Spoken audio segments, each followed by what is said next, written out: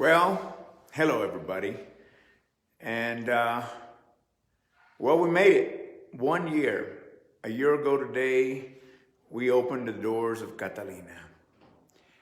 And man, what a year it's been.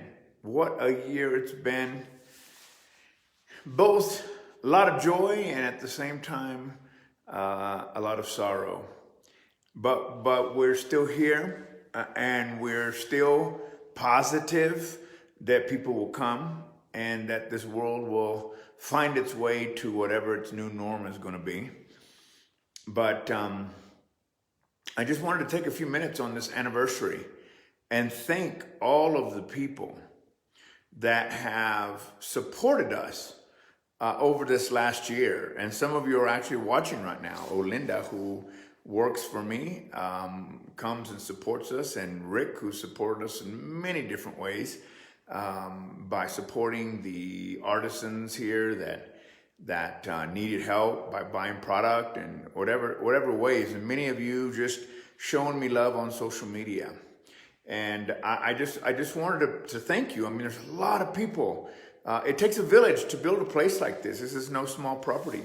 You know, first thanking Mario Chaka, who is my right-hand person here at Catalina, who makes things happen and takes care of me when I'm freaking out because the pipes are busting or something's wrong.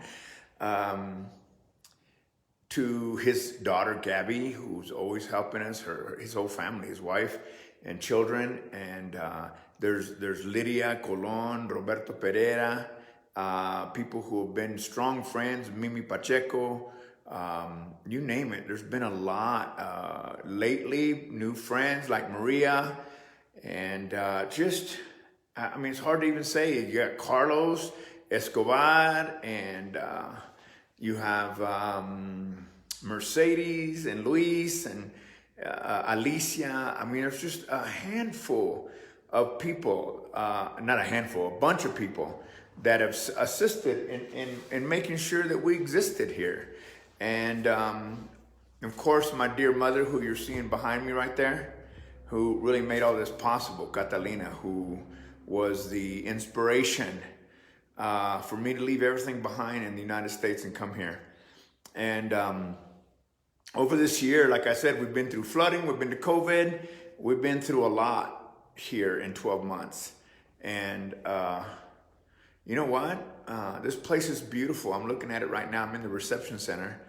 And it's a beautiful place. And I again, want to thank all those people, Pat Duckworth, people who have supported Catalina. And we just finished this last weekend with my friend Ann Foxworth, my first virtual retreat that was very successful.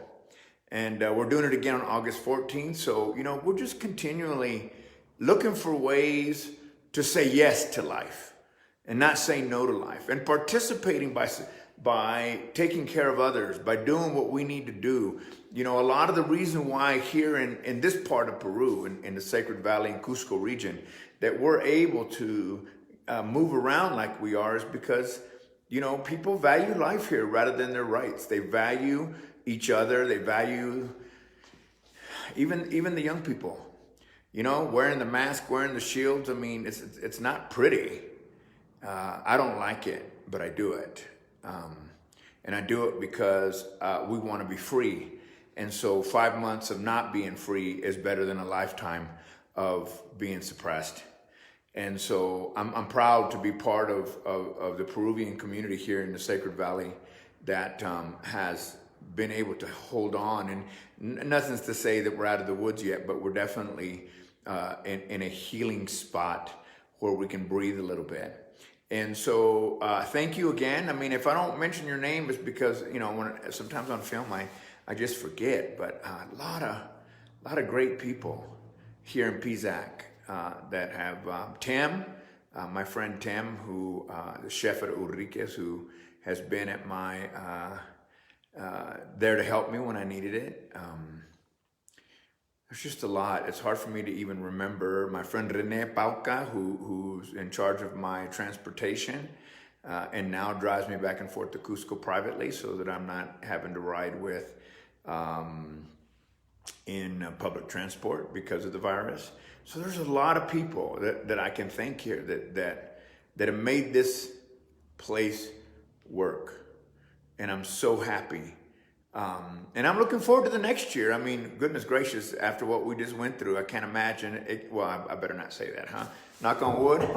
So I want to give you just a little message about dreaming. I want to give you a little bit of a message about what it takes to keep moving forward. I know that many of you that are watching may be going through a very difficult time. And we will continue to do so until we learn the lesson. That's the problem, is that the human condition, the human experience is about lessons.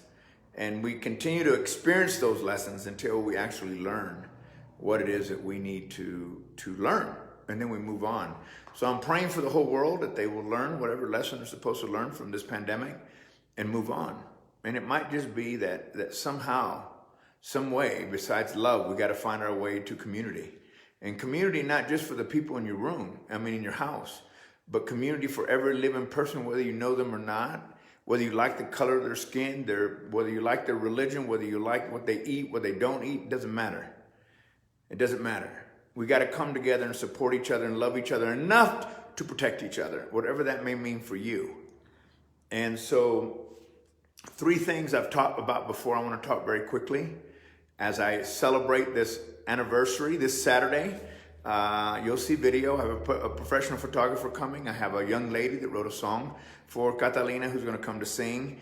And as you know, I've built deep relationships with the communities above Pisac, and the presidents will be here, and they'll be dressed in their community dress, what they wear, and you'll see all that on camera. But 3 things that I want to share with you today. You can dream as big as you want to dream.